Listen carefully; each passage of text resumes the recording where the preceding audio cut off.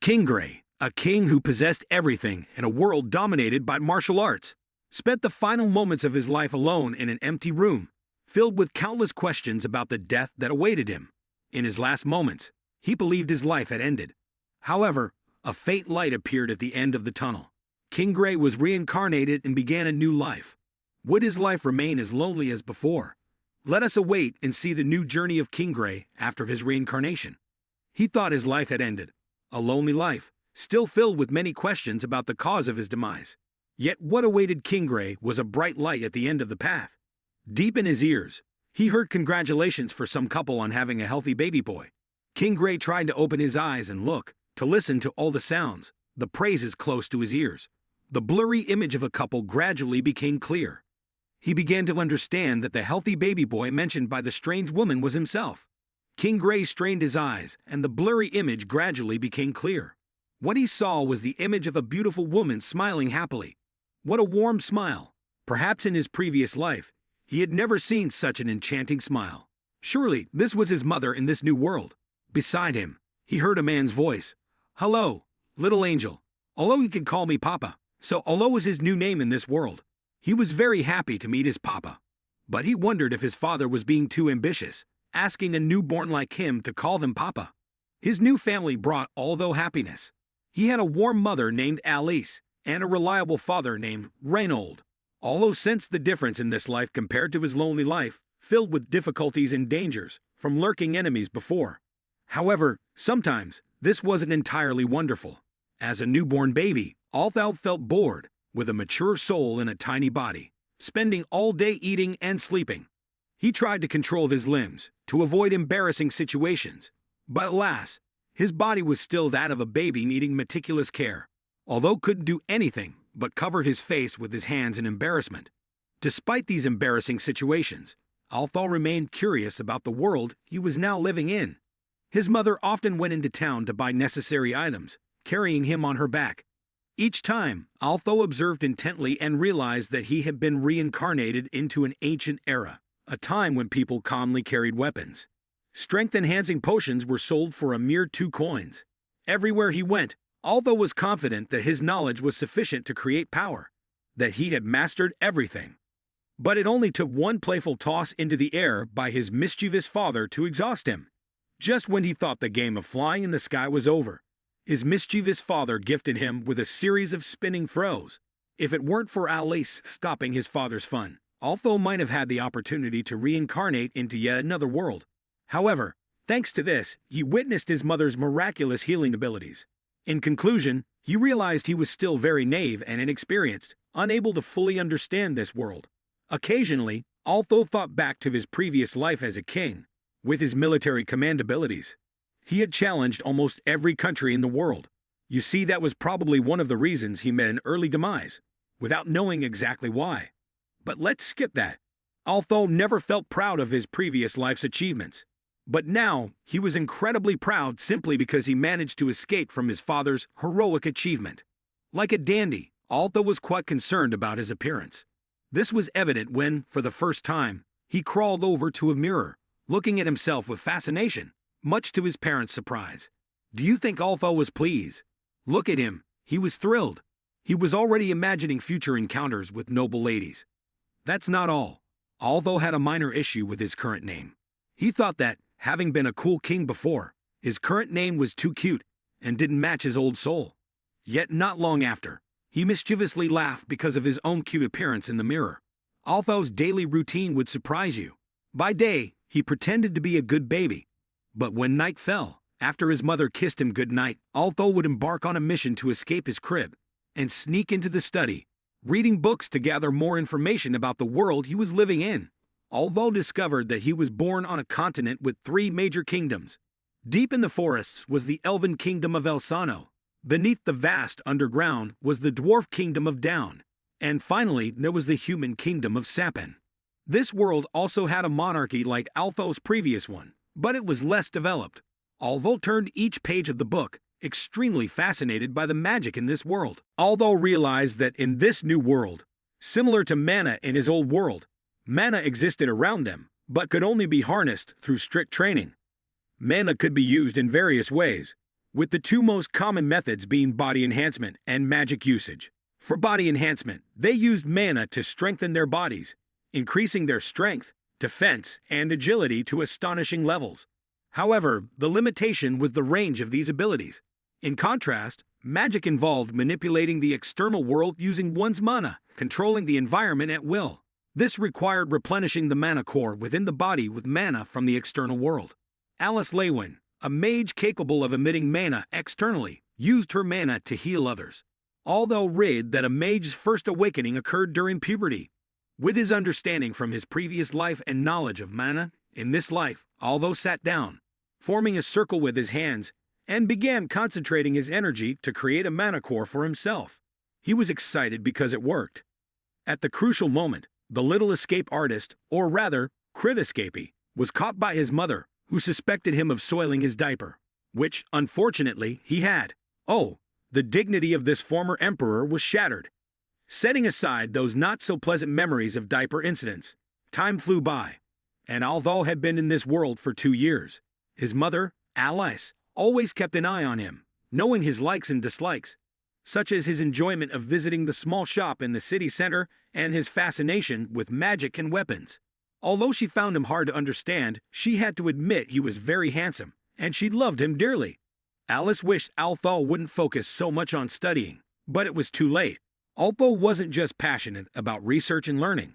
Look at him standing by the window, peeking at his father practicing magic. Then gaping in amazement as he watched his father waste 3 minutes of his life just to flick a few stones. Alice came over to the window where Althal was standing, patting his head and complaining about his father messing up her yard. After observing for a while, Althal realized that his father was a martial artist. Look at him, closing his eyes, sensing the smallest movements around him. As a leaf fell, his body began to move. A punch, a series of kicks, his body moving smoothly, finally kicking the leaf far away. Yes, the opponent was defeated, and victory belonged to Reinhold. Althal smiled contentedly, watching the series of cool yet naive moves from his mischievous father. He turned back into the house, facing his fear. Exactly the fear brought by the steps by the window. How small we are compared to the image of a great king, with numerous terrifying achievements. He bent down, trying to crawl down. His mother sat next to him, watching his innocent actions before lifting him up, placing a kiss on his cheek, and planning to put him to sleep.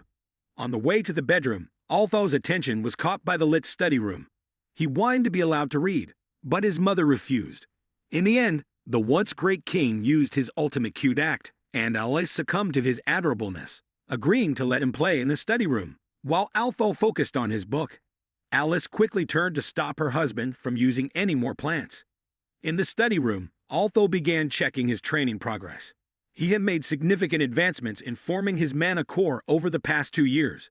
He successfully moved 10,000 pieces of mana within his body, slowly concentrating them towards the center. He understood why people could only naturally form mana cores at puberty. The process was a significant challenge for both the mind and body. Now, he found the final piece for his mana core. Boom! An explosion blew off the roof, causing his parents in the garden to be incredibly frightened. Behind them was a massive fire. His father whispered and checked on Alice's safety. Alice's eyes widened in shock. Her son was still inside.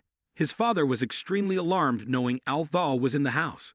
He bit his lip, using all of his strength to run straight into the fire, hoping his little son was still safe. He used both hands to clear all obstacles in his path. His eyes were vacant as he knelt down, laughing in pain. No, it was a smile of astonishment and bewilderment, seeing his son, who was thought to be dead, floating in midair with a light surrounding him amid the ruins. Althal, a boy not yet 3 years old, had succeeded in forming his mana core. While his parents hadn't yet recovered their spirits, Althal returned to his normal state with a satisfied face, having achieved his mana core.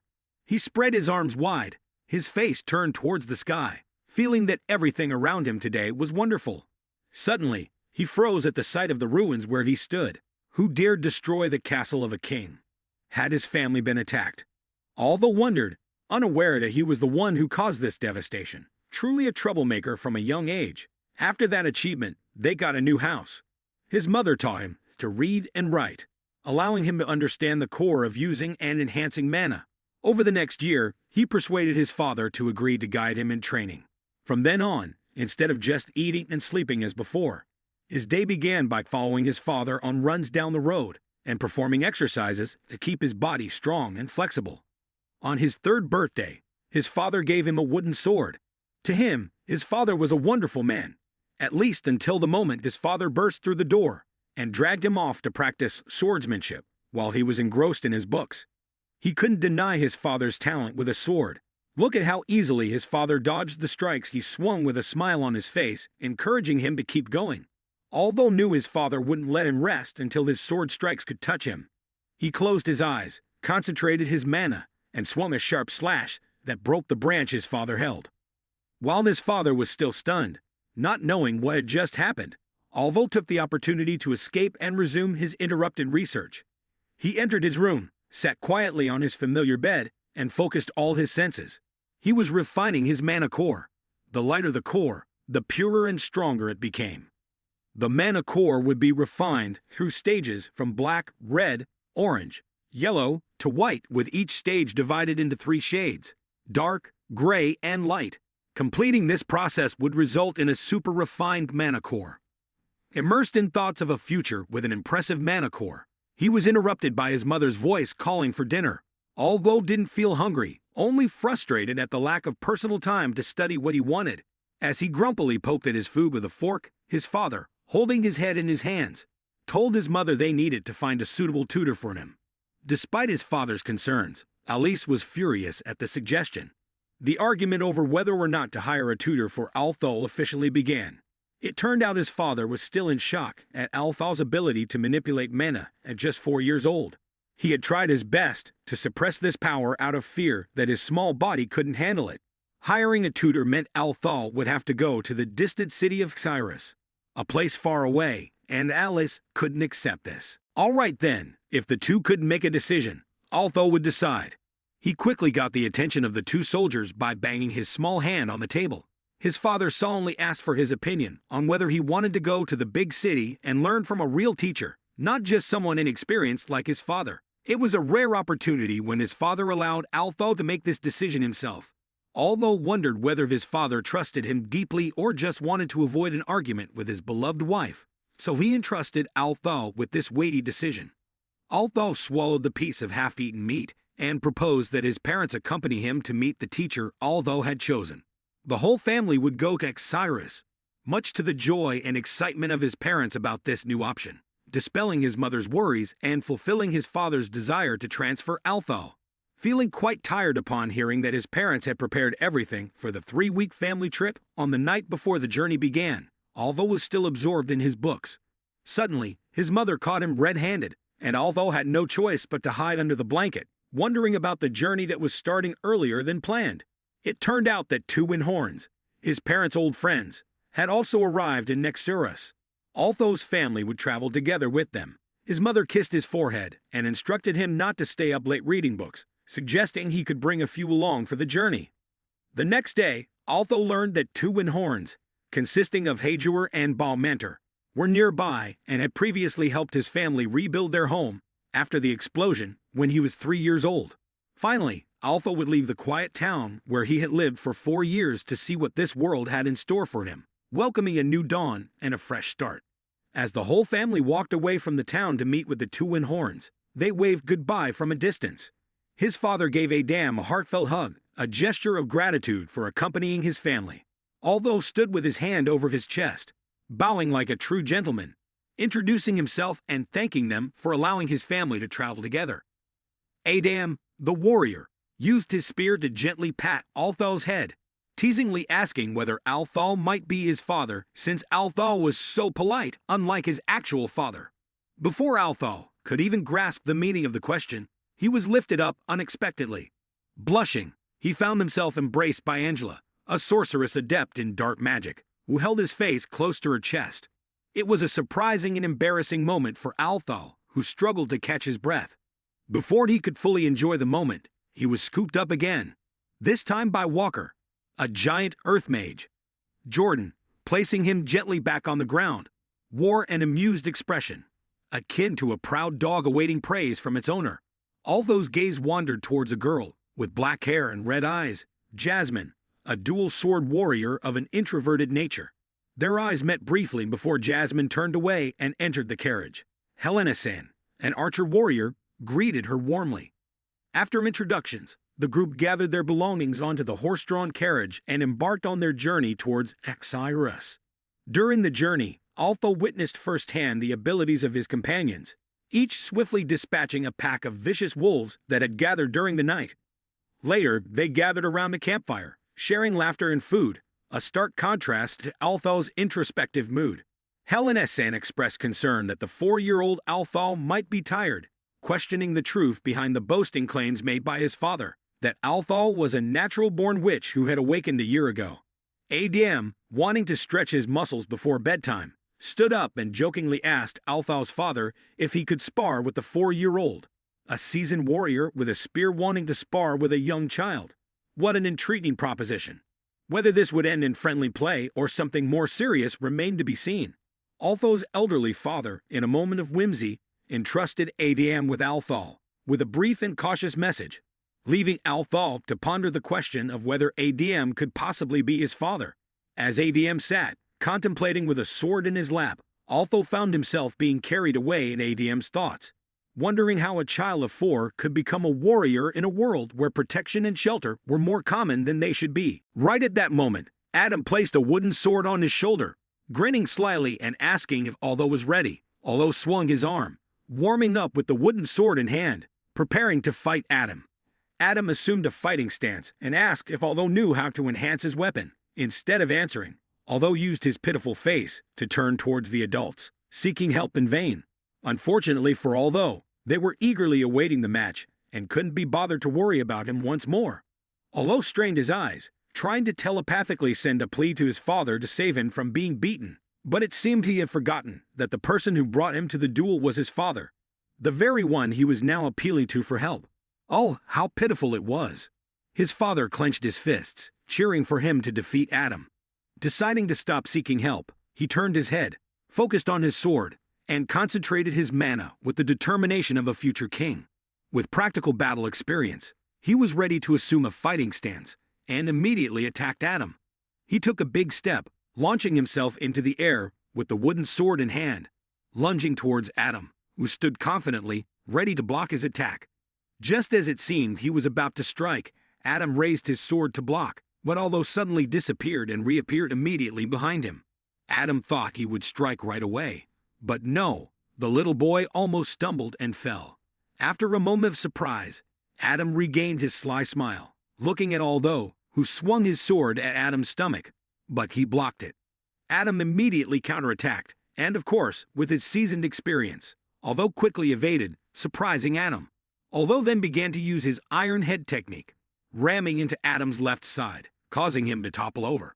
Before he could recover, he had to fend off another attack from Altho. Adam rolled to dodge and swung his spear towards Altho, who had just landed after his attack. Energy flashed from the spear, and Altho suddenly remembered Newton's third law, knowing he was about to take a painful fall. After the collision, he was flung away. His mother's frantic scream echoed in his ears as he propped himself up. In the distance, Adam was rubbing his head, realizing he had been too rough.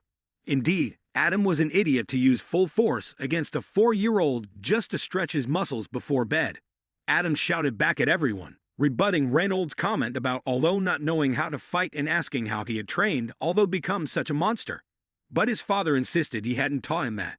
His mother rushed to Altho, using her power to heal his wounds, and scolding him for secretly learning the dangerous moves he had just used in the fight. Altho, with a pale face, quickly offered an explanation to calm his mother's anger, saying that he had learned it from his father and read it in some books. Hearing this, all eyes turned to him in surprise.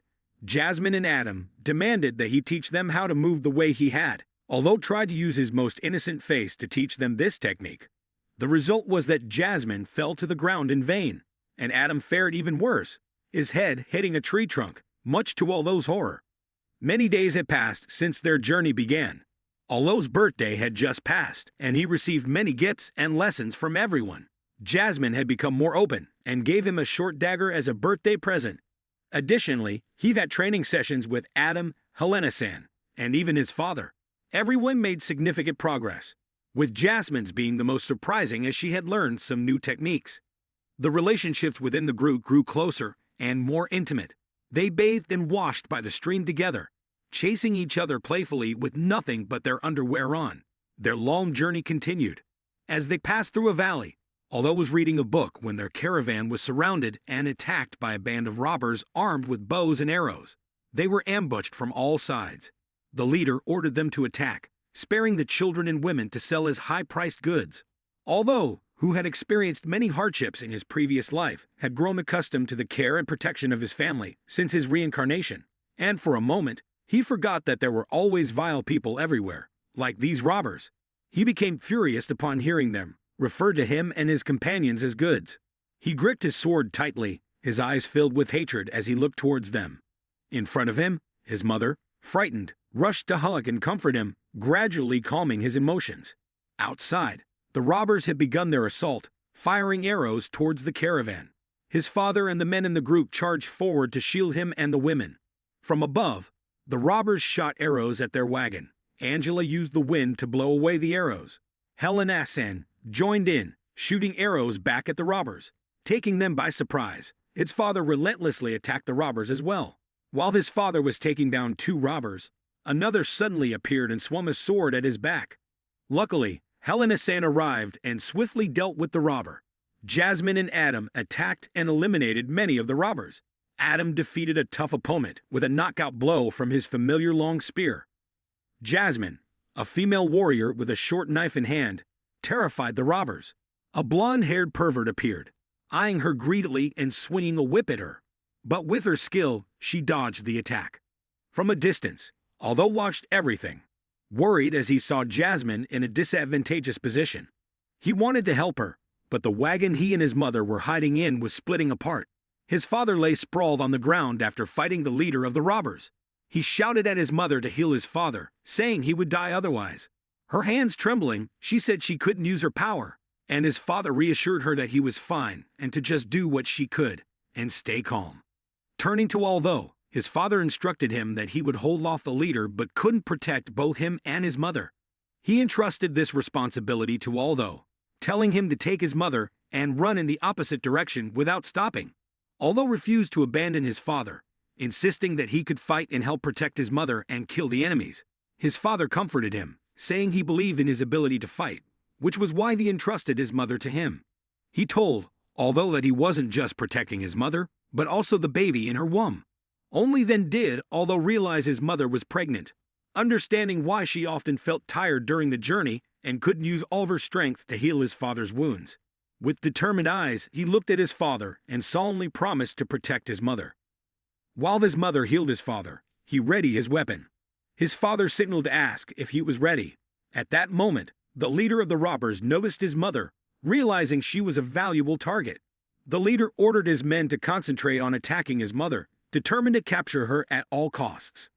Although grabbed his mother's hand and pulled her to run, leaving his father and everyone else behind, fighting off the robbers to buy them time to escape. A robber suddenly appeared behind them. Adam quickly moved in to block and urged him to run faster.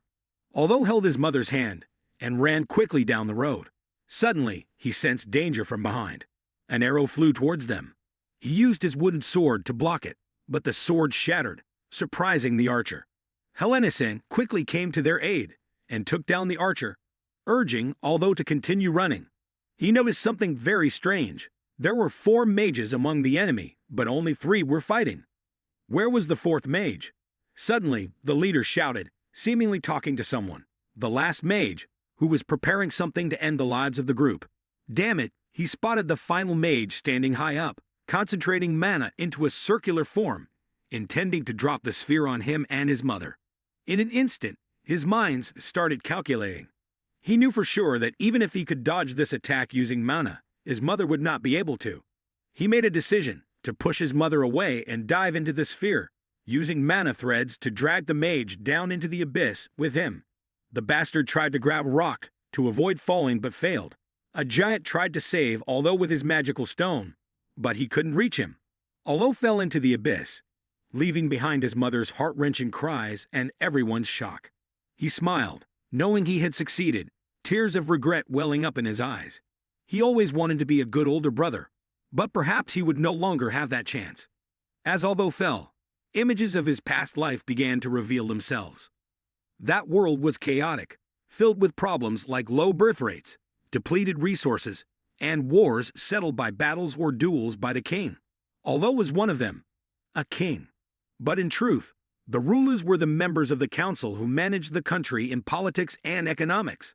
Although endured it all, and one day decided to abdicate the throne. In that world, he had spent his entire life chasing the illusion called the strongest. And what did he get? Glory and fame. In the end, although was still an orphan who had lost all his loved ones, at that time, he wished if he had the chance, he would give up everything to return, just to see them once more. But that was impossible. Was it the end? Had he died?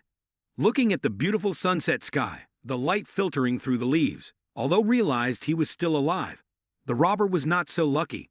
He was dead, while although was exhausted, his consciousness gradually faded into darkness. He didn't know how much time had passed when a leaf gently fell on his face, waking him up. Looking around, he saw scattered items. He forced himself up, grabbing whatever he could to satisfy his hunger, and then fell back asleep. When although woke up again, he felt better. He struggled to stand up, his body covered in wounds, still unable to believe he survived the fall. He had no idea where he was or how long he had been there, only that he needed to leave as soon as possible. Suddenly, a voice spoke to him, surprising him. "Are you awake?" Startled, although feared the robber's corpse was talking to him. But no, it was a concerned voice from somewhere he couldn't identify. The mysterious person reassured him not to be afraid, assuring him the corpse would not wake up. Hearing this, although sighed in relief, he shouted into the void, waving his knife, demanding to know who the voice belonged to, and if they were the one who saved him. The voice admitted to saving him, and said that if he wanted to know their identity, he would have to come to their shelter. Although was wary but began to waver when the mysterious person mentioned they could help him get home. Images of his parents and his unborn sibling flashed before his eyes. Softening, he asked the mysterious person to lead him to them, so he could get home sooner. The voice complimented, although for his understanding, but slightly admonished him for calling a lady sir. Accepting to guide him, the voice sent a surge of energy into him, allowing his eyes to see where they wanted him to go. His eyes burned with pain, and as he raised his hand, a clear image appeared in the air. This must be the mysterious person's shelter. He needed to make his way there quickly while it was still daylight. Throughout the journey, although kept wondering what kind of magic the mysterious person had used to save him from such a height and why they saved only him. The more he thought about it, the more his head hurt. He decided to keep moving forward with his small feet. Finally, although reached his destination, in front of him was the place he had seen in the guiding vision. He climbed over the rock face and discovered a crystal-clear stream. Quickly, he jumped in to wash off the dirt and dried blood. Indeed, a gentleman must be clean and fragrant, even with tattered clothes. While he was engrossed in the refreshing water, the mysterious voice spoke again, accompanied by a playful laugh at his innocent demeanor. Blushing, although grabbed his shirt to cover himself. The voice reassured him that there was nothing worth seeing, and he needn't worry. These words pierced his heart like an invisible dagger. The once great king was now so pitiful. But then again, he was only 4 years old, so indeed there wasn't much to see. Although swallowed his tears, reassuring himself, and calmly got dressed to continue his journey. He drank from the stream and ate wild fruits to energize his body. He guessed he was in the territory of the mysterious El tribe. This forest was likely El Sano, but strangely, he didn't see any fog as people often mentioned. Having traveled a considerable distance, his fear of encountering wild beasts in the sparse forest dissipated when he only saw small animals. His fear gradually turned into longing for his parents and a desire to return home. He worried his mother would be devastated thinking he was dead, which could affect his unborn sibling. He hoped they were still alive. After a long journey, he finally reached a jagged cave. He squeezed through a small opening and ventured inside. Although began to feel scared, unsure of who awaited him within, but thoughts of his parents and determination to reunite with them kept him moving forward. Inside, the cave was not as easy to navigate as he had thought. As the mysterious person warned him to be careful, his foot hit a rock, causing him to slip and fall from a 2-story height. He was left bruised and sore, wishing someone had warned about the height sooner. It might have hurt less if he had been prepared. Although stood up, dusted off his clothes, and continued on. No, he continued to slip and fall. This time, it wasn't because of a rock, but because he was startled by the sight before him. What was this? A monster. A large black figure with 2 tall horns and glowing red eyes loomed before him. The familiar voice confirmed that this was the mysterious person who had saved him. Although his mouth hung open, his eyes wide with fear and astonishment, the mysterious figure, noticing his reaction, threatened playfully that if he kept his mouth open like that, something might fly into it. Claws extended, adding to the threat, making although back away in fear. He thought she might harm him, but she actually wanted to heal his wounds. She explained that she would try to create a space portal strong enough to send although home, but it would take a long time. In the meantime, he could eat special fruits that would help him survive until the portal was ready. Following her instructions, although saw many different types of glowing fruits inside the cave. Despite her intimidating appearance, she had helped him a lot since he fell into the abyss. He thanked the mysterious person and moved toward the indicated fruits, planning to pick a round, shiny one. As his reflection appeared on the fruit's surface, he was suddenly reminded of his parents. Startled by a presence behind him, he crushed the fruit in his hand. It turned out to be the mysterious person, who was trying to advise him on a tastier fruit. He suggested that she choose a less frightening way to approach it next time. Despite his fear, although the 4-year-old boy who had just gone through so much accepted her help. They sat together and enjoyed a meal. After they were full, although cautiously asked how to address her, learning that her name was Sylvia, feeling more at ease, although asked many more questions, which Sylvia answered patiently. The initial fear faded away as they talked like old friends. Sylvia explained that they were in a hidden area between Bitcoin and the Elsano forest, a place unknown to others. That's why she lived there undisturbed, and although was the first person to find it. Sylvia shared that she lived alone because she had no one left. Many had sought her out to challenge her for something she possessed. In her final battle, she had managed to escape but had been left with many wounds. Sylvia, a protector of freedom, finally revealed why she had saved him. She admitted she wasn't sure. Perhaps she was moved by his bravery and sacrifice, or simply felt lonely. Her injuries had spread, making it difficult for her to open a portal. She decided to rest and try again the next day, although wished Sylvia a good night, grateful for her help and companionship. Although followed Sylvia's steps, lost in thought about the loneliness she had endured over the years. It reminded him of his past life, surrounded by nothing but solitude.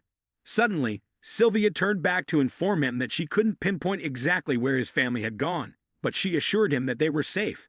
Hearing this, although was overwhelmed with joy, knowing his loved ones were safe, tears streamed down his chubby cheeks as he smiled and thanked Sylvia. In the days that followed, while Sylvia busied herself with creating the portal, although spent his time training, they spent countless hours talking about various things whenever Sylvia wasn't working on the portal. As days turned into weeks, although grew to understand Sylvia better.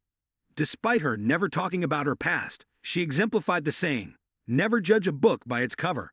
Although found her to be kind, gentle, patient, and warm-hearted, he could feel her care as she picked fruits for him while he gathered mana. Sylvia always made sure, although was well-fed, offering him the best fruits she found. She reminded him of his mother, kind, warm, and strict when necessary. He recalled a time when he angrily vowed to hunt down the bandits who had torn his family apart. Sylvia had flicked him on the forehead, sending him sprawling backward, startled and wide-eyed. Furious, he demanded to know why she did that. She taught him a valuable lesson, advising him not to let hatred cloud his judgment, as it would only bring him more suffering. Instead, Sylvia urged him to live with pride, learn from his mistakes, and face the future with a smile. Only then would he truly overcome his adversaries. Her words changed his perspective on life. Of course, he could never forget the sting of that flick, a fiery reminder of her lesson.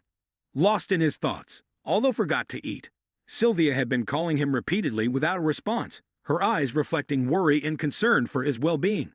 She feared something might be wrong with him, her protective instincts kicking in. Although watched Sylvia's every step, smiling sheepishly as he rubbed his head, trying to hide his embarrassment. He reassured her that he was fine, but couldn't help noticing that her wound was worsening, the crack spreading wider, tinged with fresh blood. Sylvia comforted Althal, telling him not to worry because it was always like this. Then she shifted the topic to him, curious about why he had such an early mana core and could use it more effectively than many seasoned mages. Although, feeling proud, replied that it was innate. He was born a prodigy. Before he finished speaking, Sylvia gave him a close look, and he guessed she might teach him meditation and mana absorption techniques, even during movement or combat if he excelled. His eyes widened in surprise, asking how she could do that. Sylvia explained that understanding mana was still rudimentary for humans, and everything was self-initiated, inefficient, and often required great effort. Hearing this, Altho attempted to focus mana near his ears, as Sylvia instructed, but struggled due to his late awakening, making it difficult to use this method. However, because Altho woke up early with diligent practice, he might succeed. Hearing this, Altho smiled, affirming his determination to give his all. Days passed, with Altho training to control mana under Sylvia's guidance. Eventually, he succeeded. Altho shouted with joy. But his joy turned to concern as he saw Sylvia collapse beside the crack she had created, blood seeping from her body. Altho was in pain, unable to believe his eyes. He called out her name and rushed to her side, tears streaming down his face as he desperately tried to flip Sylvia over using the mana concentration skill she had taught him, exerting all his strength. Altho was horrified to see Sylvia's wound had become so severe, without knowing when it had worsened to this extent. Standing in a pool of blood, he stood motionless beside Sylvia, who looked up at him, her gaze fixed on the crack. She had pieced together memories of the time she had spent intertwining them. Altho knelt down, his body seemingly about to collapse when he realized that Sylvia's wound had worsened due to him creating the portal.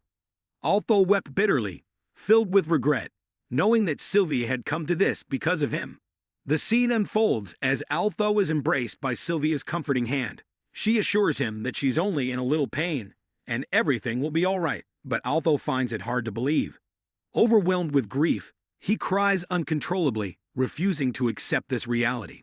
Sylvia, with little time left, tells him not to mourn, because it's her release from pursuit and loneliness in the dark cave. Her black armored shell breaks apart, revealing her original form, a beautiful dragon with purple eyes. Altho is astonished by this revelation. Sylvia explains that she needs to use her original form to complete the portal, and her enemies will soon arrive. With no time left to answer his questions, Sylvia moves to the gate and completes it, illuminating light. She hands Altho a glowing egg, surprising him. Sylvia says he can keep it, and then plucks a feather from her body to hide the egg's radiant light. Lastly, Sylvia instructs Altho to endure, as she touches his arm with her head, causing strange glowing patterns to adhere to his skin. This is the key she gives him to answer all the doubts in his mind. As Altho looks back, he notices Sylvia's purple eyes turning silver, a sign that her lonely life is nearing its end. Quickly opening the spatial gate, Sylvia urges Altho to go where there are people, as her enemies approach, and neither of them is strong enough to fight back. As the cave collapses behind them, a strange figure appears, demanding Sylvia surrender something in exchange for healing her wounds. Altho, hidden beneath Sylvia's wings to shield himself from their gaze, watches as Sylvia pushes him through the gate.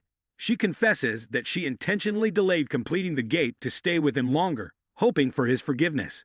Before parting ways, she asks him to call her mom one last time, tears streaming down both their faces. In their final moment together, Altho cries out, "Mom." Sylvia smiles contentedly, thanking him. Surely, Sylvia finds peace knowing that in her final moments, she had a companion, and the tiny egg finds a safe place away from their enemies. Altho falls from the gate, his small hand reaching towards the sky, longing to take Sylvia with him, but knowing it's impossible. The sunset cast long shadows under the trees. Altho gritted his teeth, holding back his tears. He knew that Sylvia had truly gone, and he would never see her again. Thinking about this, he cried out in desperate agony, met only by the rustling of leaves and the occasional chirping of birds. Altho wiped away the tears running down his face. In his mind now were only memories of the days spent with Sylvia in the cavern, a bitter period that felt fleeting. He knew Sylvia regarded him as family, teaching him what he needed to know, lost in contemplation. Suddenly, he heard a voice, sounding like Sylvia's. Altho spun around, searching for her figure, but found nothing.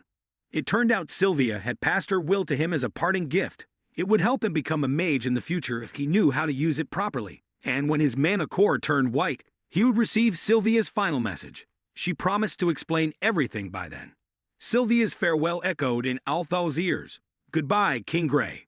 Thousands of questions flooded his mind after that farewell. Althal pondered, unsure how long Sylvia had known his true identity and how she found out. There were too many questions needing answers. But for now, Althal held the egg wrapped in Sylvia's feather, lost in thought. He knew that if he focused solely on revenge, this life wouldn't be much different from his past lives. Now his task was to move forward. Forward, he said to himself. Suddenly, everything froze. Althal was overwhelmed with confusion, not knowing where he was. Surrounded by ancient trees, the light couldn't penetrate through the canopy. He stepped back, gathering mana throughout his body, leaping onto a tall tree to scan his surroundings. But all he could see clearly was that he was in a forest, surrounded by trees, with mana circulating as Sylvia had taught him, enabling faster spellcasting. Yet he couldn't stop asking himself why he was brought here. Sylvia had said he would be moved closer to where humans were.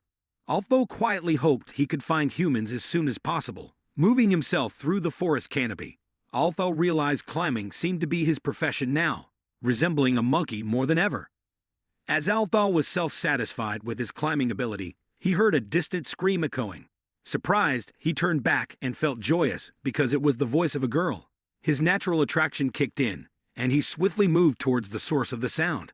Looking down beneath the tree canopy, he spotted the girl with a few men accompanying her. He hoped they could provide him with passage, but something seemed amiss. Althal descended closer, ears perked to every sound. The girl screamed as if she was being gagged. Nearby, a man demanded his cohorts to silence her abruptly. A loud noise followed, and the girl fell unconscious.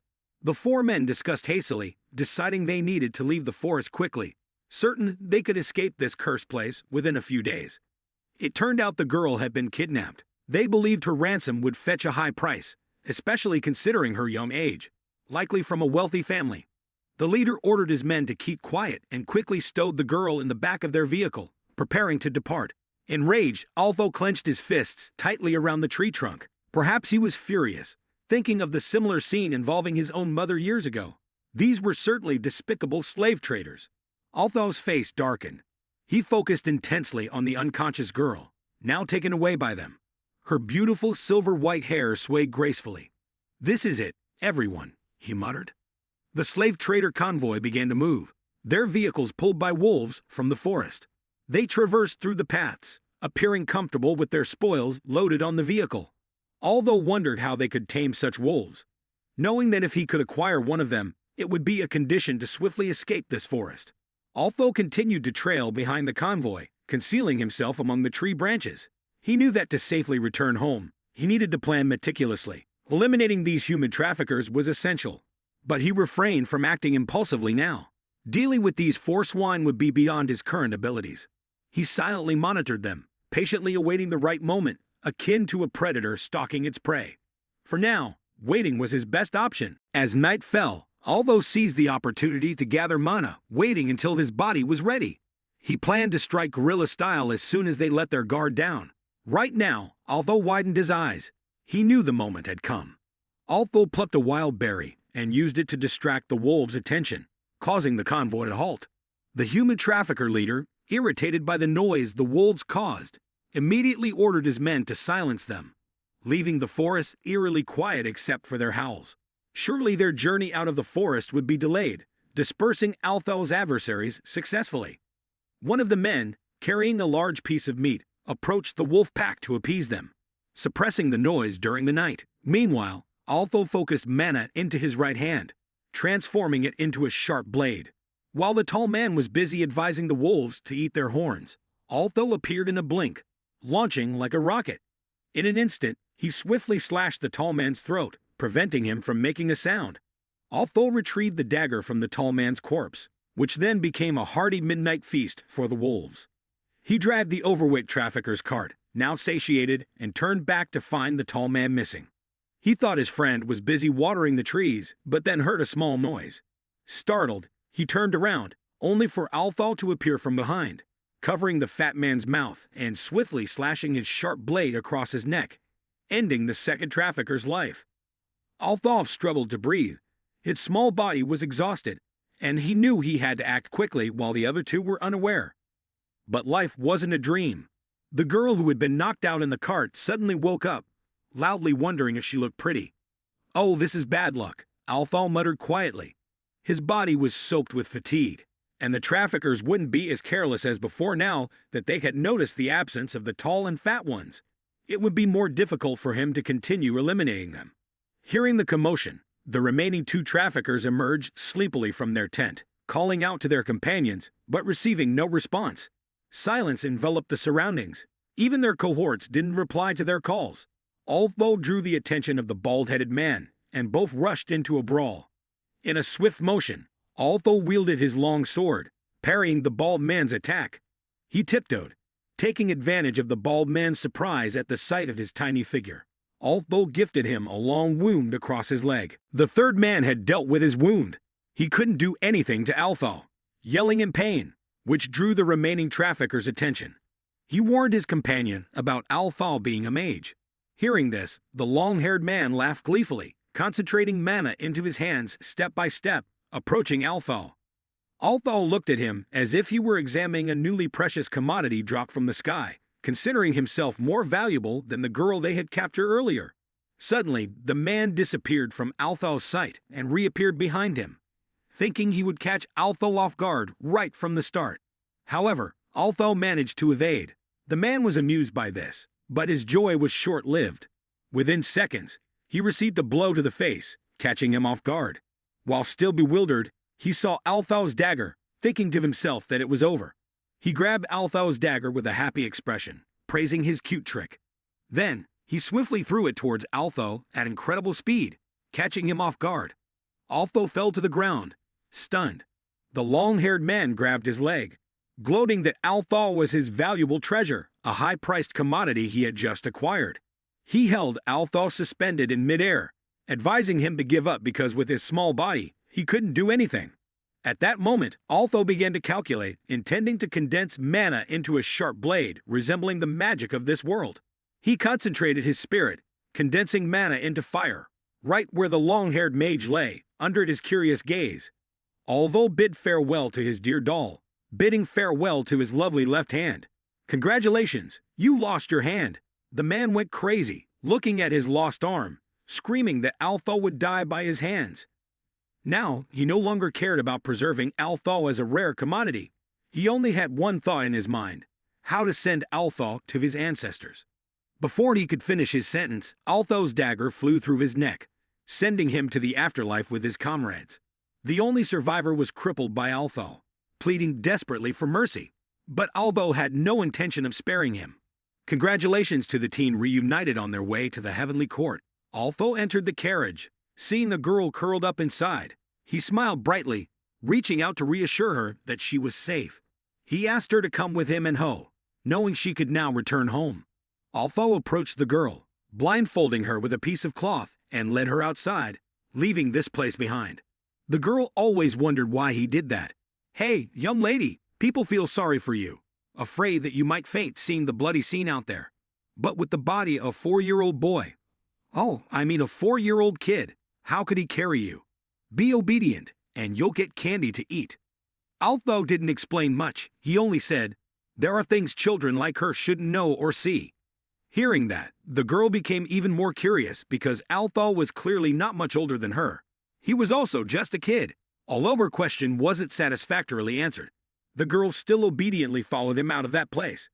She didn't know how long they had been walking when Althal removed the blindfold from her eyes. His chubby face gradually appeared, and she shyly thanked him. "Cute girl, people. She's still small, but this young lady promises to be a beauty in the future." Yet, Althal turned his back to leave after a simple goodbye. The girl grabbed his tattered shirt without saying a word, looking at him with pitiful eyes as if telling Althal she was very scared. "Why are you abandoning her, a lovely and adorable girl like this? You're terrible. Don't leave her behind." Seeing this, Althal's face turned pale, and sweat started to form. He probably felt he had just escaped one danger only to face another burden. He explained to her that he needed to go home too, and the bad people were no longer chasing her, so she could safely find her way home, and shouldn't follow him. With great effort, Altho removed her hands gripping his shirt. He wondered, isn't it safer for her to be in the El Sano forest? The girl shook her head vigorously, answering his question. She said the monsters were only afraid of adults, and she would become their food. She also recounted her parents' warnings that children would be eaten by hunting dogs or tree ghosts. A timid, easily scared little girl, Altho began to feel a headache and a sense of hopelessness. He gradually accepted the fact that since he had saved her, he would have to take her home. But where was her home? He asked if she remembered the way and how long it would take to get there.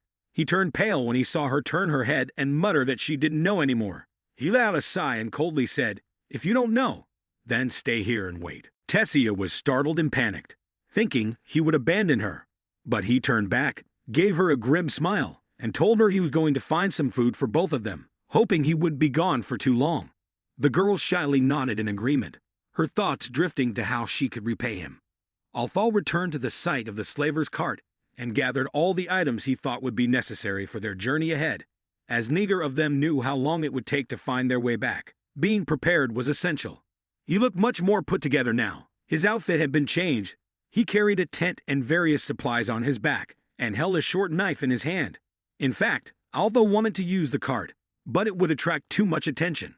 So he cut the ropes, freeing the wolves that pulled the cart, and headed back to where Tessia was waiting, hoping to find something there that could help him return to the human kingdom.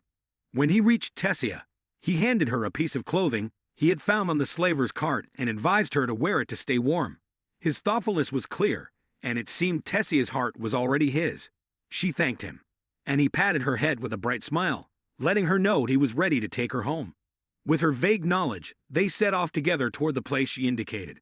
Although hoped to learn more about this girl during their journey, he learned her name was Tessia and introduced himself to her as well. Tessia wondered how such a small boy could have ended up in the forest. It would be a long story if he were to explain it to her, so Altho promised to tell her someday, but not now. For the moment, he just told Tessia that he had lost his family. Tessia guessed he was from the human kingdom and asked if all human males were perverts with many wives. Altho was surprised, not knowing who had told her such nonsense. At least his father only had his mother, and Altho planned the same for his future. Tessia explained that her grandfather had told her this, and Altho understood he was probably trying to protect his granddaughter. But wait, did this little girl even understand what a pervert was? Of course, Tessia didn't understand. As they climbed a tall tree to scout their direction, Altho explained that not all humans had many wives. It depended on the person, and some nobles like to have multiple wives. It seemed Tessia understood better now, though Altho wasn't entirely sure. However, now Altho was curious about Tessia's life. Tessia eagerly described her home as a very beautiful place. She spent a lot of time playing with the guards, while her grandfather and parents were very busy. Every day, she would wake up to lessons from her tutor, something she enjoyed and looked forward to. If you pay attention, you might notice that Altho seemed to be afraid of small animals. He jumped back when he saw Tessia playing with insects or an adorable pink rabbit. But at this moment, to deal with their hunger, Altho grimly smiled, holding the knife in his right hand and a poor rabbit by its ears in his left, ready to kill it under Tessia's horrified gaze. Finally, their dinner was ready. The delicious smell of roasted rabbit contrasted with Altho's satisfaction, while Tessia pouted by the fire, using all her facial muscles to show her displeasure with his actions. As they spent more time together, Tessia finally dared to ask about the fate of those who had kidnapped her. Altho didn't dare to tell her the truth. He only said that they had met with an unfortunate accident, and that they were lucky to escape. Tessia wasn't entirely convinced, worrying that they might come after her again. But Altho knew that was impossible since he had dealt with them very carefully. Under the starry night sky, Tessia thanked him once more. They sat by the fire, neither wanting to sleep.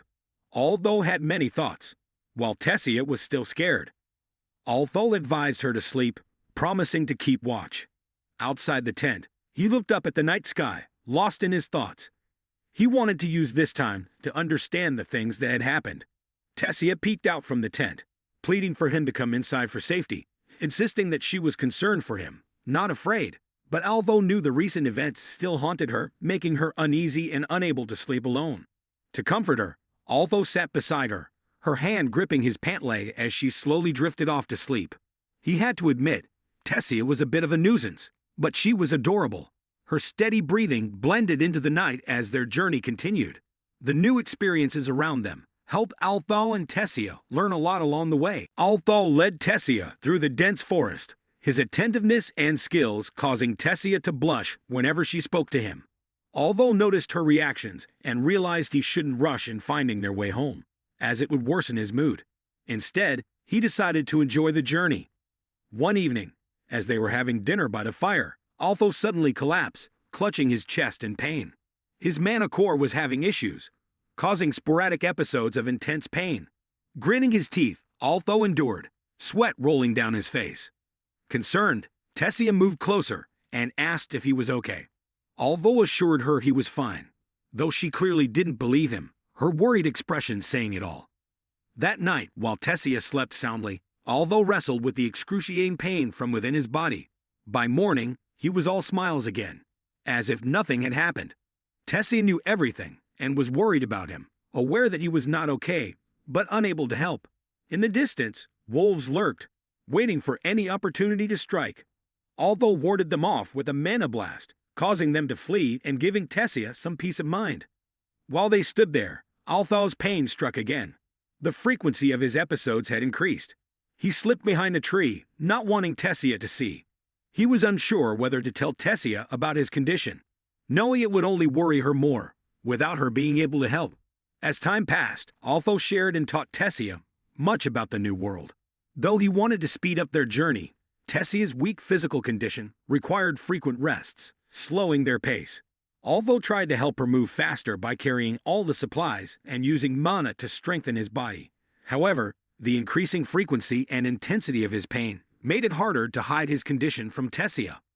Unknown to him, Tessia would wake up at night to adjust his blanket, aware of his struggles but choosing not to mention it to avoid making him feel uncomfortable. When the sun woke up, it was time for the two young friends to continue their journey. Tessia tugged on Althal's sleeve, shyly asking if she could call him by the nickname Al, instead of Althoth. Naturally, Althal agreed cheerfully, even teasing her by saying he felt honored to be called by a nickname, his mischievous face and sparkling eyes making Tessia blush and turn away. She complained that he talked like an old man, to which Althal smugly retorted, recounting the times she cried and couldn't go to the bathroom without him. Immediately, Tessia, embarrassed, stretched his cheeks with her hands, demanding he never mention those things again. Suddenly, Tessia noticed a glowing green T symbol on a tree behind Althal. Following the marked paths, Tessia excitedly confirmed with her sparkling eyes that they had reached her home. Before Althal could process what was happening, a blue light spread and a portal appeared at the tree's base. It seemed this was the gateway to Tessia's home. She turned back, her eyes gleaming, and extended her left hand to invite him to come home with her. Stepping through the glowing portal led them into darkness. It was a teleportation gate. Althal disliked this, as he immediately fell to the ground, burdened by their mountain of luggage. Before he could recover, he felt someone poking him. It was Tessia, smiling down at him, saying they had arrived. Althal sat up, mouth agape, taking in the scene before him. Below was a vast community dwelling beneath a gigantic ancient tree. The space was immense, with small houses neatly aligned, their round, jade-colored roofs reflecting a soft green light. The clearings interspersed with fountains and lush grass covered the ground. Narrow sidewalks and marble-paved roads traversed the city, which was mostly shaded by enormous tree canopies overhead. Yet the city itself emitted a warm glow from what appeared to be light orbs scattered throughout. As Althal marveled at the scenery, streams of mana from all directions converged before him and Tessia. Instinctively, Althal's hand moved to his sword, readying himself. Tessia's eyes were resolute as she looked ahead, signaling to Althal not to worry. It turned out to be a group of 10 guards, likely warriors of the Alsano tribe. They wore black outfits with green accents and gold-covered left shoulders. Each guard carried a sword at their waist, and what surprised Althal the most was that there was almost no mana aura emanating from them. Before Althal could fully comprehend the situation, the 10 guards suddenly knelt down, placing their right hands on their chests, and respectfully greeted Tessia in unison. "Welcome back, Princess." What the heck? Althal stood there in shock, with countless questions swirling in his mind. This delicate, seemingly useless girl was a princess. He kept glancing back and forth between Tessia and the 10 guards, silently questioning her if they had mistaken her identity. Contrary to Althao's bewilderment, Tessia nodded with a happy smile, confirming her identity. The captain of the guards informed Tessia that they can rush there as soon as the royal teleportation gate had opened. The king and queen, her parents, missed her dearly. Before he could finish his words, Tessia heard her parents' joyful yet worried voices. King Aluin and Queen Muriel hurried towards Tessia, clearly having been very anxious during her absence. Behind them was Varian, Tessia's grandfather, and the king of Elsano, who had led the army against the human kingdom of Sapen. His eyes were focused on Tessia, smiling happily. Althal gently pushed Tessia forward with his hands, and she ran into the arms of her parents and grandfather, overwhelmed with happiness. At that moment, Althal felt happy for her, and hoped that one day, he too could run into the arms of his parents. King Aluin expressed his deep gratitude to Althal for bringing their daughter back and invited him to their home to rest. He also wanted to learn what had happened to his daughter. Althal realized that the invitation was more of an obligation, given the king's stern gaze. He bowed, placing his right hand on his chest, and thanked the king for his hospitality. Before he could straighten up, Tessia had already grabbed him and pulled him away, much to the astonishment of everyone present. "Tessia, you're a girl. Could you be a little more modest?" Although thought, though he realized there was little left to be modest about given their shared experiences, including the times he had to assist her with basic needs. With a happy smile, Tessia dragged Althal along, excitedly telling him she had many things to share. She led him on a tour of the palace, her joy evident as she watched his amazed reactions. The golden-capped castle was both majestic and splendid, leaving Althal in awe, feeling as if he had stepped into a captivating novel. Queen Muriel gave detailed instructions to everyone in the palace, emphasizing that Althal was their honored guest. She ordered that he be bathed and provided with a comfortable room to rest. However, Althal interrupted, insisting on recounting everything that had happened, knowing they were eager to hear it all. Everyone gathered around a large table, and Althal stood up, introducing himself briefly. He was anxious, unsure if they would take him seriously or dismiss his words as mere tales from a child. But to his relief, they seemed unconcerned with his age, and were ready to listen intently. Althal began his narration, starting with a vague explanation of how he got separated from his family due to bandits. He omitted the part about meeting Sylvia, but couldn't avoid telling the whole truth about his journey with Tessia. He recounted the events honestly, detailing their encounters and the challenges they faced. After learning what had happened to Tessia, the king slammed his fist down on the table in anger, his voice booming with fury upon realizing his daughter had been taken by slave traders. Confirming his initial suspicions, he declared that those behind Tessia's disappearance were surely human, and like all humans, considered villains. Although felt deeply offended, hoping King Aluin wouldn't mistake him. After all, slave trading was a profession, not a universal characteristic of humanity. His stern demeanor provoked anger among the surrounding soldiers, who drew their swords towards him. At that moment, Tessia's grandfather intervened, questioning Althal to confirm what he had done to rescue his granddaughter. Although pleaded and negotiated with them, knowing everyone would wonder how a 4-year-old could save Tessia from 4 cruel slave traders in the forest. He explained that despite his young age, he was a wizard who had defeated the slave traders and saved the king's granddaughter. His words seemed implausible to a disgruntled guard, who couldn't accept such blatant lies, drawing his sword with intent. Varian quickly intervened with a warning glance, assessing the accuracy of Althal's words without needing to speak. Although stood up from his seat, aware of how incredible this story sounded, but indifferent to their disbelief. Regardless, Tessia had returned safely, and he desired nothing more from them than to be reunited with his own family. Tessia, startled upon hearing this, didn't want Althal to leave at this moment.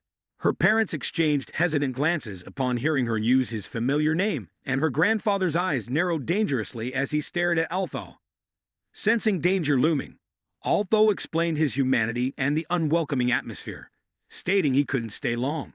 He insisted his priority now was ensuring his family's safety and letting them know he was safe, urging them not to worry and to continue living while he tried to find his way home. Tessia pondered deeply on this. Mr. Varian told him that his presence here was not serious, and had nothing to do with the war between the two kingdoms. More importantly, he was the benefactor who saved his daughter's life. Mr. Varian decided to grant him a favor. However, currently, the teleportation gate to the Sapin Kingdom, which opens every 7 years, could only be used once during the summit conference between the three races. It would be at least 5 more years before the gate would open again. Therefore, if he wanted to return home immediately, Mr. Varian could send an escort team to take him home safely. For now, in the kingdom of El Sano, not everyone could forget the hatred for humans and the pain caused by the war. Therefore, temporarily, Altho could stay in the palace. Tomorrow, they would prepare for the escort team to set out.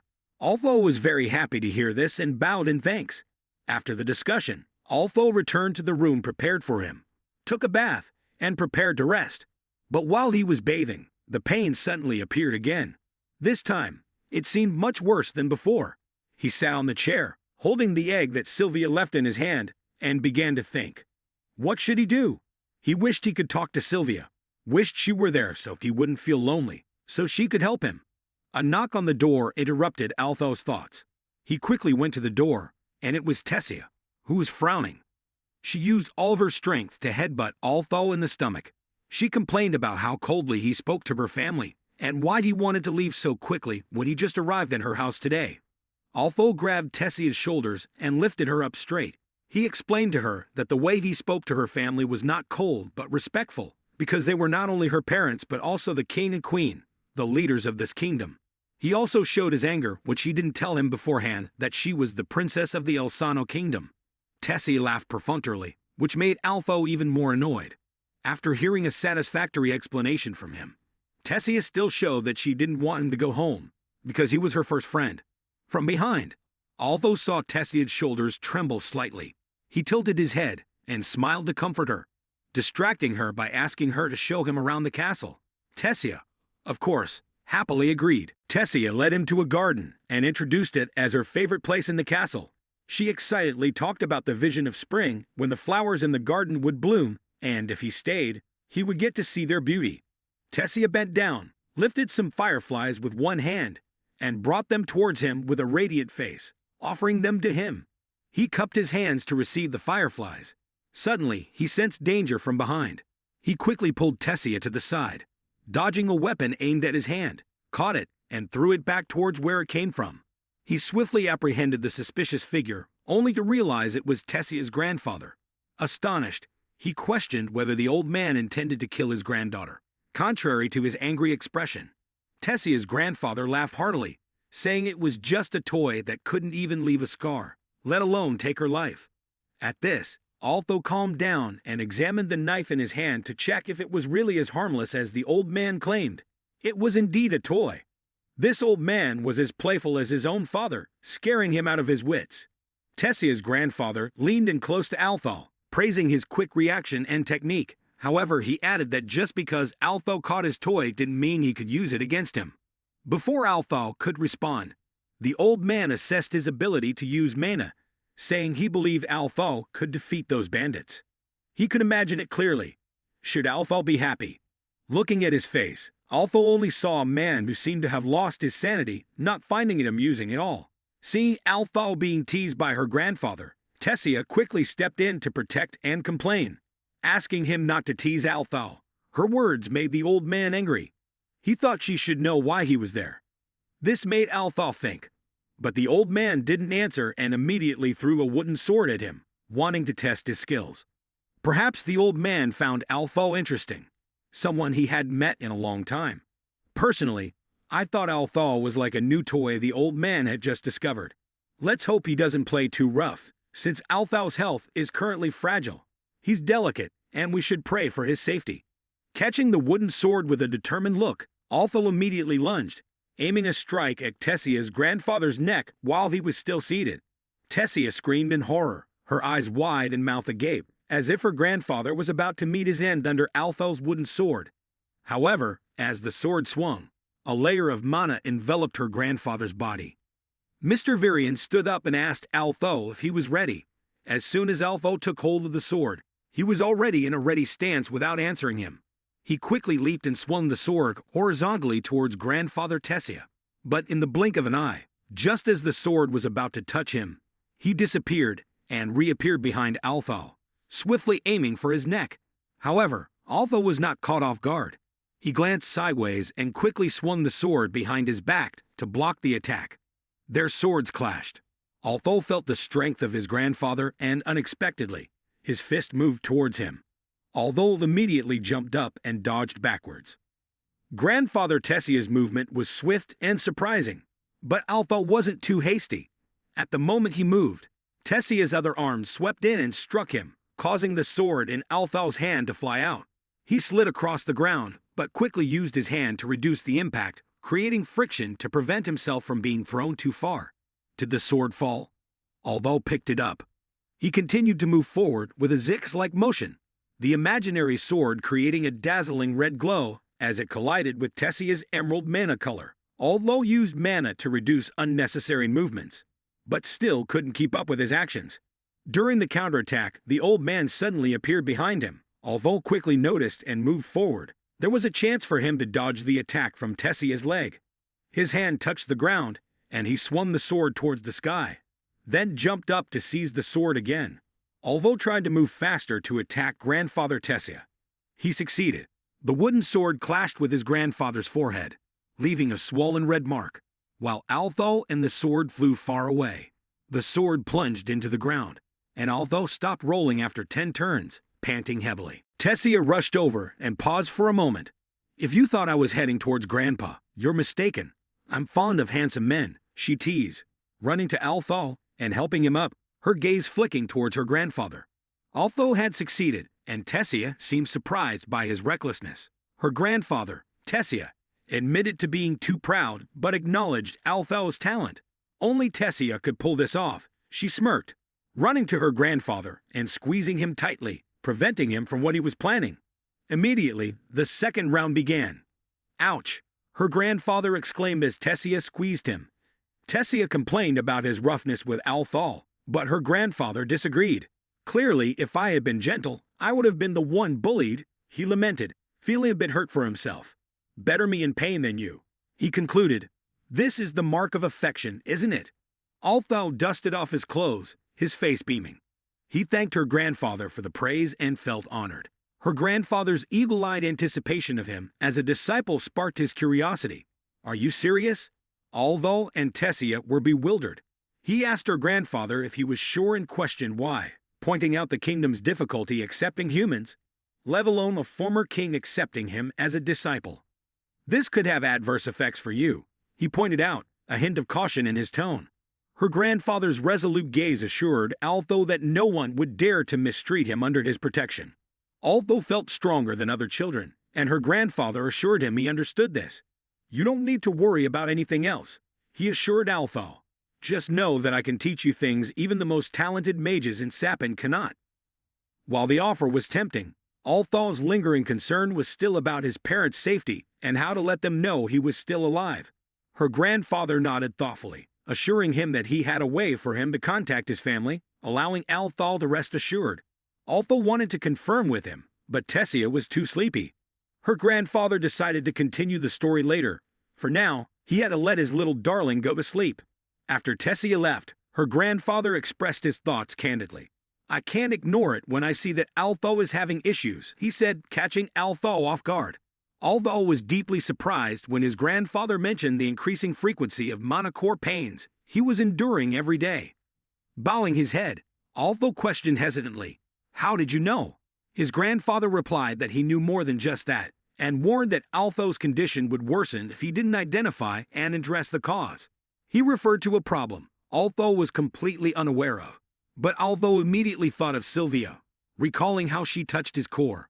Explaining further, his grandfather described how in the hierarchy of beasts, from rank E to noble rank, only creatures of rank A or higher could pass down their mental powers to descendants or someone else, but it would only be bound to one person. He couldn't imagine what kind of beast Althal had encountered, but now the power residing within him was becoming extremely dangerous. Althal was incredulous. Could you also have a beast's mental powers? His grandfather, Tessia, didn't deny it. He was known as the Beast Tamer for having fully subdued the mental power of beasts within him and assured Althol that he would soon be like him if he could tame the mental power within. Knowing Althol was eager to return to his family, his grandfather advised him to handle the inner beast mental power, as his fragile body couldn't endure it much longer. Placing his hand on Althol's chest, he projected an image of a massive dragon's mental power. He warned that if Althol didn't completely tame it, this power would destroy his body from the inside out. After the conversation with Grandfather Tessia, Althol returned to his room and sank into sleep. Suddenly, he felt a heavy weight pressing down on him, as if a monster were lying on top of him. Could it be that this creature was born from his worries and burdens? He shouted for the monster to get off, unaware that the oppressive feeling came from Tessia, who was sitting on him, trying to wake him up. In his drowsiness, Althol mistakenly called her a monster and realized his grave error in labeling someone like her as such. He feared he might lose everything. Even though he was only 4 years old, with a long journey ahead and many beautiful girls to meet. While Althol changed clothes, Tessia asked if he would stay as grandfather had suggested. He teasingly called her a princess, and she pinched him sharply, warning that she would be angry unless he called her Tessia as before. Poor Althol was assaulted before he even fully woke up and expressed his desire to take a bath.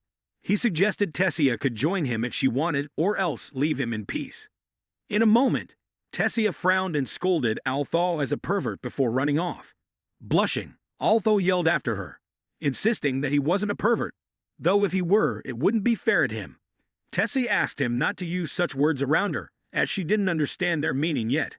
After bathing, Althol returned to the main hall, where he was supposed to be taken to a place to communicate with his family. As he descended the stairs, he overheard the king pleading with his father not to bring Althol into the kingdom, and to stay here. Despite their appreciation for Althol saving Tessia's life, keeping him here went against the country's traditions. Ignoring his son and daughter-in-law's plea, Varian boarded the carriage, prepared with hands clasped before his chest and a determined expression, indicating he wouldn't change his mind. He wasn't swayed by traditions. His interest in Althol as an apprentice was insufficient to alter his decision. Finally, he delivered a final blow to the king and queen that Tessia agreed with this decision. Seeing her vigorously nodding to her parents that she consented to Althol staying, the king clung to the carriage, once again pleading with his father. But Varian wouldn't hear more. He announced his final decision that he would accept Althol as his apprentice and officially teach him, requesting the king to inform the kingdom of this matter. Althol stood on high ground and could hear everything clearly. He found Varian to be truly reliable, a man of his word and deeds. When Althol was still groggy, Varian noticed him and complained that he was late, urging them to hurry up if they didn't want the journey to be delayed. The carriage carrying Althol, Varian, and Tessia ventured deep into the forest, and it had been quite a while since they set off without reaching their destination. Althol asked Varian how much farther they had to go, accidentally addressing him as grandfather. Varian stroked his beard and looked displeased at the familiar term. Althol smiled at him, seeing Tessia sleeping soundly beside him, leaning her head on his shoulder. Varian observed this scene and reproached Althol that Tessia had woken up early just because of him, causing him trouble. Althol was surprised at how affectionate and clingy she was towards him. Varian approached and gently caressed his granddaughter's head, explaining to Althol about Tessia being the sole princess of the Elsano kingdom, hence always lonely. Tessia had been deeply hurt by both adults and children of her age who pretended to befriend her for their own gain, which made her become cold and distant, erecting an invisible wall around herself. But in the short time she had been with Althol, they had seen her laugh more and be happier than she had been in years. That's why they were truly grateful to him. Their conversation ended as they arrived at their destination and got off the horse-drawn carriage. Before Althol was a house hidden under the trees, with a green door and 2 small round windows. Althol was curious about the owner behind the door, wondering who could make the former king travel all the way to this remote countryside. Suddenly, Varian knocked forcefully on the door, shouting that they had arrived and urging them to quickly come out and greet them. This startled both Althol and Tessia, unsure if they might be turned away before they even stepped inside. Immediately, a middle-aged woman appeared, her long curly gray hair yelling at Varian to be patient as she was coming. Varian introduced her to Althol as Madame Media, an old friend and a special Devon who could help him communicate with his family. Although politely greeted Media, who signaled everyone to quickly enter the house because time was running out and they needed to get everything done swiftly. After entering the house, Although took the initiative to inquire whether Madame Media could truly help him communicate with his family, as Varian had mentioned. While addressing Varian familiarly, Media turned and chuckled, asking if he had been lenient with Althal. Although introduced her as a prophetess who could assist him, and if she wanted to know, no one could hide the truth from her. Taking Althal as an example, Media mentioned his uniqueness, some aspects of his life that even she couldn't see. She looked into his eyes, which outwardly gleamed with a bright green, yet inwardly burned with fiery red. Media explained that her eyes had glimpsed a bit of Althal's past and future. Althal was surprised by this revelation. Once Althal confirmed his genuine desire to contact his family, Media instructed him to lean over a basin of water she had prepared, asking him to imagine a clear and detailed image of his parents. When he could see them reflected in the water's surface, he would be able to communicate with them. Following her instructions, Media gently pressed one hand to Althal's head and dipped the other into the water. Although focused his mind and imagined his mother, her sparkling golden brown hair and sun-kissed complexion that always brought warmth to others. He remembered her expression of concern, while his thoughts of his father brought to mind his deep green eyes, resolute gaze, and goofy yet warm smile. In his mind, he longed for their presence and wished they could appear right then. Altho was surprised when his eyes suddenly brightened, seeing his mother preparing dinner for the family, a familiar meal. However, his mother appeared sad, her eyes lacking their usual sparkle. Joining her for dinner was his father, who wondered aloud why she had prepared such a delicious meal tonight.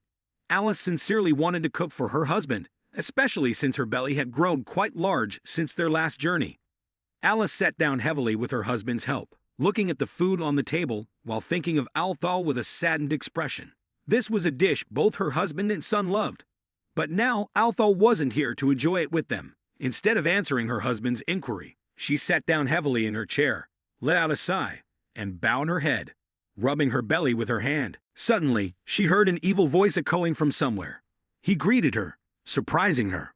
She thought she was imagining things, perhaps due to missing her son and having hallucinations.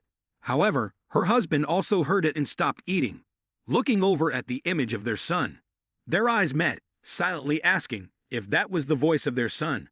At this moment, the voice repeated its greeting to his parents and emphasized to them, "I truly am Althal, the son of both of you." As soon as he finished speaking, his father dropped the spoon in his hand, letting it fall on the table. They were very surprised, although knew his parents were taken aback upon hearing his voice. In his mind, he promised to explain everything to them later. After a few moments, time was running out. He just wanted to let them know that he was still living well and safe. He managed to survive after falling down the cliff. He wanted them to keep this a secret and inform them that he was currently in the kingdom of Elsano. He comforted his parents, happy to see that they were all right. He let them know he was proud of what he had done. If he could go back, he would still choose to do it. So, they shouldn't worry. He would be home soon. While Althal reassured them, we could see their memories and what happened after Althal fell off the cliff. Reinhold and Alice had searched for Althal with friends for a long time but couldn't find his parents. He sobbed with tears rolling down his worried face. His mother had moments when she couldn't accept the fact that he was missing and couldn't be found. Alice thought he was dead and blamed herself for being too painful. She had used a knife to end her life, fortunately discovered and saved by everyone. His father was too sad to see him. His giant friend didn't have the heart to give him a fist. He looked straight at the truth. He needed to be strong for his weak wife, who was pregnant. Reinhold and Alice hugged each other when the night came to say they lost him. After arriving at Alice and Reinhold's home, saying goodbye to friends, they met a kind family and were given shelter, and Reinhold had a new job. At this point, Althal told his parents that he would be home soon. However, he was having health problems and needed to focus on addressing them to return to them soon. Although explained to them about the need to focus on the side that is currently being helped by many people, and Media is the main magic instructor who helped them hear her voice. He promised Reinhold to continue training in magic and practice in the process of healthcare. Do not forget to warn him to be careful, because when they meet, he may defeat him. Until then, He needs him to take care of and protect his brother safely. Althal listened quietly as his parents wept tears of joy, believing him lost, but now found alive. It was a moment of profound relief for everyone. "Goodbye," Althal murmured to them, his voice thick with love and emotion. Tears streaked down his cheeks, reflecting the poignant scene of his parents embracing each other nearby, their silhouettes shimmering on the water's surface, bringing him some peace of mind. Turning resolutely, he met Sir Varian's steady gaze, silently conveying his readiness. After informing the family and settling matters with Sir Tessia's grandson, they returned together to the castle. As they descended from the carriage, the king halted Althal with a gentle gesture, placing a hand behind his head. His eyes avoided Althal's as he awkwardly offered an apology, perhaps revealing a hint of his traditional stubbornness. The queen, too, reached out, gently patting his shoulder, expressing regret for not apologizing sooner and urging him to accept their heartfelt apologies. They wanted him to feel at home once more, extending their warmest welcome. Watching from a distance, Tessia observed their interaction with immense satisfaction. Quickly, she stepped forward, standing before Althal and presenting a request of her father. If he genuinely apologized, she pleaded, could she and Althal be allowed to venture outside the castle walls? She was eager to show him everything the city had to offer, a prospect that excited her greatly. As they walked hand in hand through the bustling streets of El Sano, Althal marveled at the unfamiliar sights around him. Suddenly, a young child bumped into him, prompting Althal to apologize. Instead of understanding, however, the child responded with insults. The boy, with his blonde hair and confident demeanor, pointed at Althal, asserting that he didn't belong here. It was clear he represented El Sano's distrust of outsiders. Althal felt a mix of annoyance and curiosity towards the audacious child. Did he want to pick a fight? Tessia observed the scene with a determined gaze, growing increasingly irritated by the rudeness. She wanted Althal to quickly depart with her, ignoring the insults hurled their way. It turned out the arrogant blonde boy was named Ferith.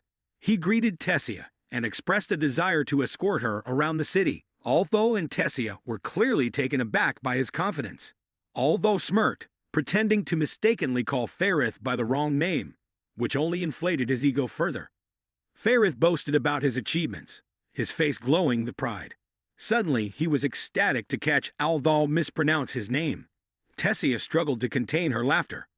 Althal casually shifted his weight, his hand resting on his chest as he politely complimented Ferith, bidding him farewell. Tessia's amused demeanor seemed to infuriate Ferith visibly. He felt insulted by their amusement. Ferith threw his handkerchief to the ground and issued a challenge. Althal, perplexed by the sudden turn of events, watched as Tessia stepped forward to shield him. She threatened to confront Ferith, daring him to challenge Althal, reminding him of Althal's status as Sir Varian's warrior. Such behavior was disrespectful and unacceptable. Tessia stood firm, her gaze stern. Yet Ferith remained disrespectful, believing his father's instructions allowed no one to insult his pride. He aimed his weapon at Althal, forcing him to choose, either accept a duel or flee like a coward, reflecting poorly on his honor. Althal couldn't believe Ferith was serious about challenging him over a minor mispronunciation. Ferith smirked at Althal's silence, assuming it as acceptance. He hoped Tessia would officiate the duel. Tessia hesitated, caught between two difficult choices, but ultimately had to comply. Reluctantly, she signaled the start of the duel with a sigh, closing her eyes briefly. A crowd gathered eagerly, curious to witness the showdown between the two boys in the middle of the bustling street. Amidst Ferith's arrogance, Ferith spewed insults, but swiftly received a lightning-fast punch from Althal, catching him off guard. Ferith took a solid hit to the cheek, tumbling backward, shoes flying off from the impact. Althal retreated after his attack, surprised at how easily Ferith fell, with a nonchalant expression as if he had foreseen this outcome. To avoid further trouble, Tessia grabbed Althal's hand, and they dashed away, leaving Ferith's gang staring dumbfoundedly as they surrounded him. Tessia led Althal through various spots in the city, from weapon shops to bookstores, and to scenic spots, with Althal relishing the moment he had provoked Ferith. At that moment, Althal felt a sense of relief, as if all his worries had been lifted. He felt grateful to Tessia for that. As they admired the scenery, Tessia confirmed if Althal was ready to begin training with Sir Varian the next day. Although recalled his recent conversation with his grandfather, who assured him that while he didn't know what Althal had been taught in the past, the upcoming training sessions would be challenging and demanding. His grandfather advised him not to dwell on the pain from mana core synchronization, likening it to submerging one's body in boiling oil, potentially trapping him in this foreign land without family or even the comforts of daily life, becoming increasingly grim. But if he could endure it, the rewards would be substantial. His grandfather asked if he was willing to accept this challenge, and of course, Alpho eagerly accepted. Having spent quite some time here now, diligently training and keeping an eye on his parents from afar, Alpho found joy in all of this.